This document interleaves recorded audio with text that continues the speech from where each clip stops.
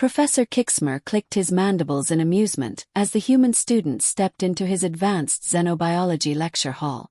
The primitive creature clutched an armful of what looked like bound paper manuscripts, physical books, and outdated technology that most civilized species had long abandoned.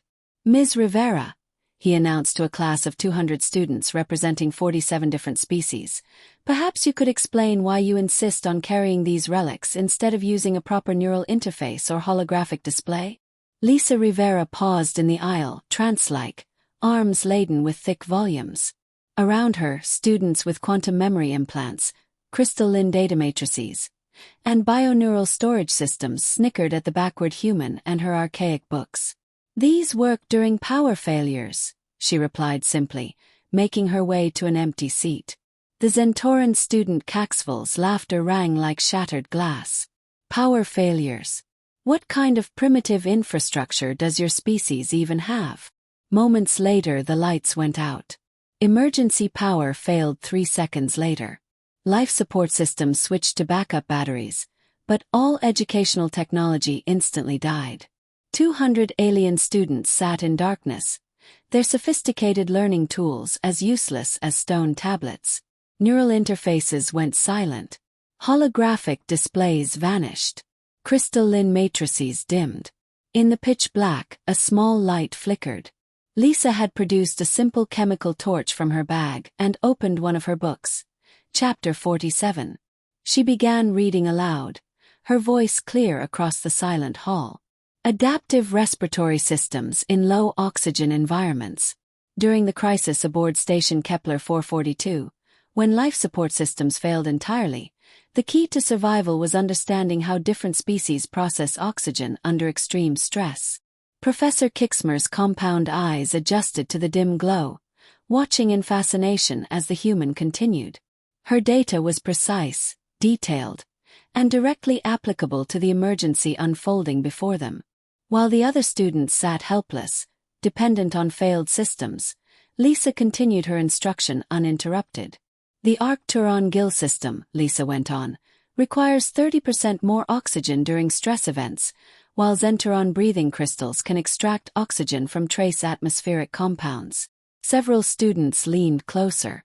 This knowledge could save their lives if the emergency worsened. 20 minutes later, power returned. As lights flickered back on and systems rebooted, the class remained silent. They had witnessed something extraordinary.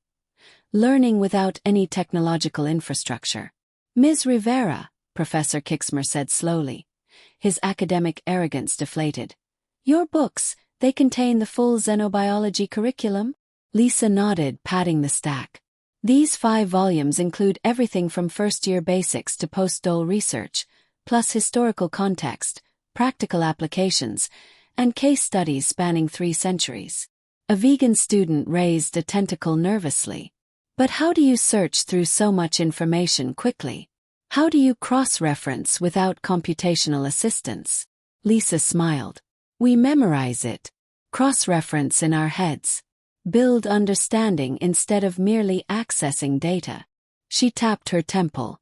"Humans store knowledge in our minds, not in devices. It can't be hacked, corrupted, or shut down." The hall fell silent as the realization sank in. Every species had become reliant on external systems for knowledge. If those systems failed, they were effectively blind. The human carried her entire education in her brain, supported by books that needed no power, no network, no infrastructure.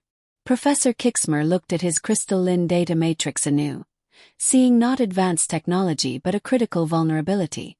"Ms. Rivera, would it be possible? Could you share some of those texts with the class?"